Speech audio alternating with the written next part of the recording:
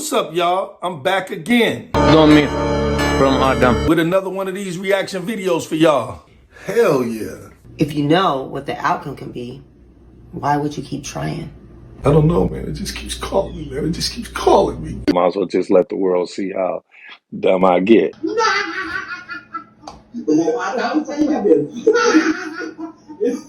It's gonna be interesting. Let's get this shit started. What's up, y'all? So I guess y'all already know that there's some shit going around about tendernism and how everybody feels that Unc was being mistreated. And to me, it looks like he's been mistreated. It's kind of messed up that, he came up with this marketing strategy and stuff that he wanted to bring to the company he works for.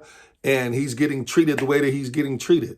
And just watching how the interaction with him and his boss is, it's almost like he was coerced to be talking the way that he was talking. So I'm not liking this shit, but let's get on into it. I be trying to tell people that when they come down here, this stuff for real. Now we got people all around me in the back. And what? That's what we do. The only thing I'm trying to do, I just know, boy, did not change this shit to tendernism, destination. I'm telling you, one in the nation. These black diamonds, it's like what we do. I got to first figure out if they go be all right. Let me see. Well, let me see. I rest my case on the tendernism. We all got to come together. All of us. We human. That's what destination's about. All right, so when Unc first came to the company, it was just like a coffee shop. And because he brought his specialty on smoking food and doing that barbecue shit and all of that, they ended up changing the name and becoming the place that they are called today. I'm not even going to specifically say the place because I don't want to give them no marketing, any more marketing that Unc already gave them from the beginning. But this is an unfair situation. Everybody sees it. And even if Unc acts like he doesn't see it, he may be coerced into talking the way he's been talking. What? Oh, hell no, man. Y'all can't be doing Unc like that. That's Mr. Tendernism himself. Come on. And he trademarked tendernism?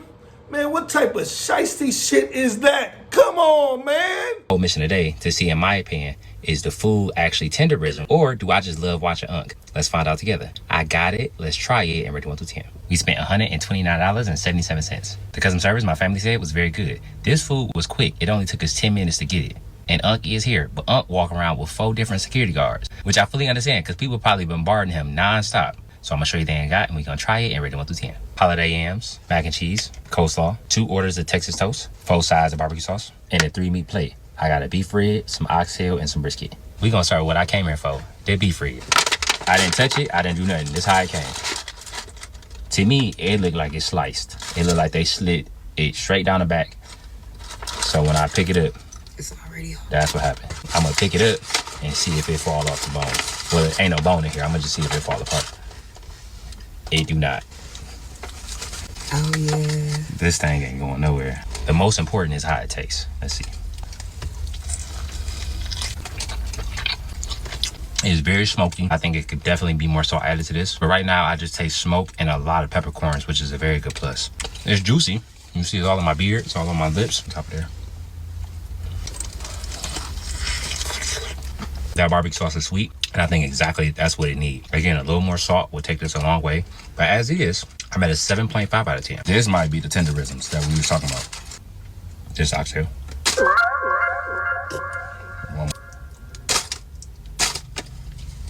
It's tender now. Now that's tender.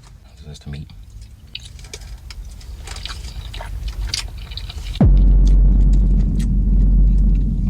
Where's that? Now, if I had glasses, I'm throwing the glasses on the floor. That is delicious. Fantastic, man. Actually, tender, juicy, peppery, smoky, salty. That might be the best oxtail I've ever had. It's top 3 and it ain't 3. I'm supposed to be tasting. I'm on my third bite. I'm trying to get it together. Delicious. For me, personally, 9.7 out of 10. It's the peppery. Good. And this is tender. I'm going with a 9.5. All right, that's the brisket. It ain't going nowhere. Oh, there you go. A little bit of pull action. This is extremely over-seasoned, in my opinion, when it comes from not only a sodium level, but also a flavor level. That's a decent brisket, in my opinion. 6.5 out of 10. This nigga from Texas. I got somebody from Texas with me. Shout out to Alright, that's a juice piece. You smoking? 8-7. this is mac and cheese. I don't know if this is oil or if this is a lighting, but Butter starts separating from the noodle. the cheese completely separated and almost curdled. I don't know what noodle that is. This is the noodle. I'm not a fan of that at all. Okay, this the yam. Okay, now that's Tender. sweet, cinnamon, a lot of spices and flavors. 8 out of 10. For me, the standout is absolutely the oxtail. But past the oxtail, the standout is Unc. Not only, in my opinion, is it extremely hard to get people engaged like that, to show your true personality, to be yourself, no matter how fast things take off in the space. I don't think he intended for it to go the way it's going. I think he just wants to show his love of food and his love of what it is that he's doing. So obviously, the food is good, but not all of it's good, and not all of it falls off the meat. Keith Lee is just being honest and telling his side of his story and his experience. But, you know, it's just not fair how they're treating Unc. Y'all calling him Unc. His name is Walter. And the owner of the place is called Nick. I did not know who he was. And at the time, I was not notified that he was here because I don't be on the internet. Like I said, I'm the old gentleman. I mean, hey, it is what it is. But I do not be on it that much to know he was a food critic.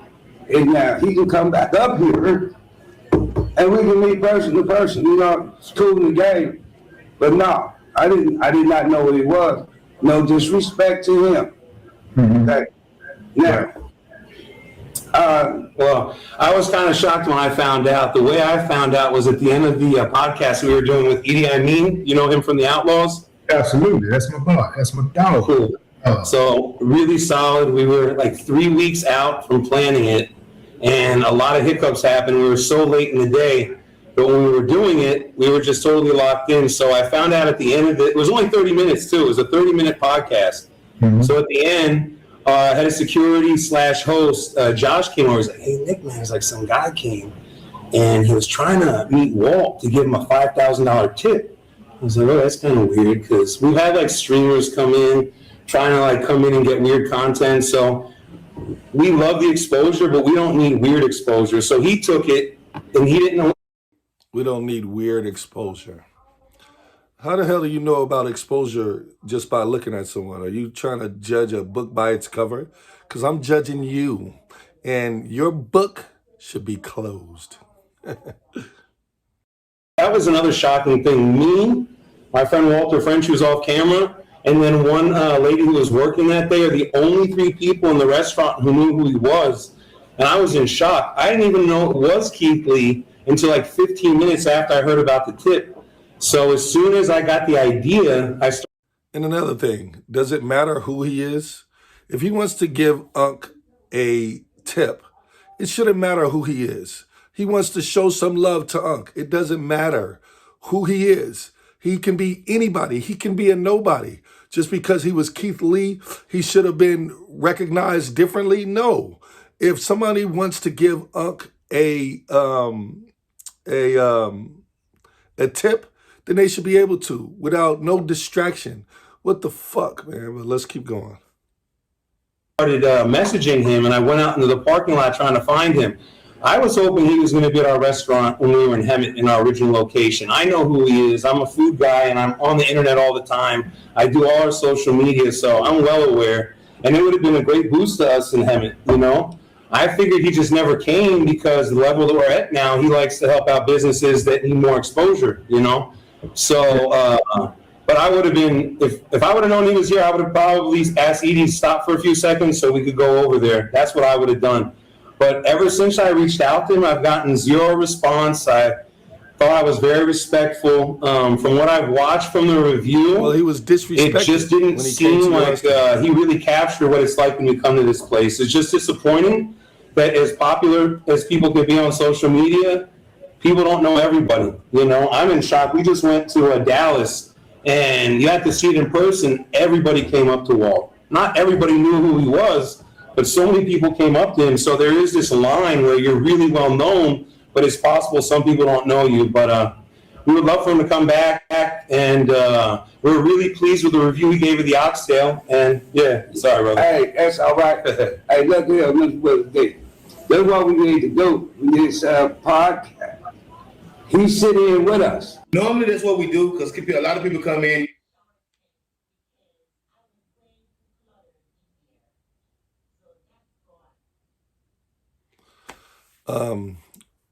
He don't want to set up no motherfucking podcast. He already tried to hook up with y'all, and y'all dissed him. Not you. You didn't even know what was going on. But I'm pretty sure if you knew that you was getting $4,000 or $5,000 tip, you would have went and saw that man.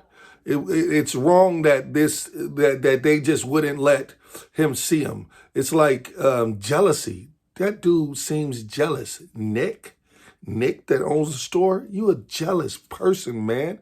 We can see it all in your ugly ass face. Hold on.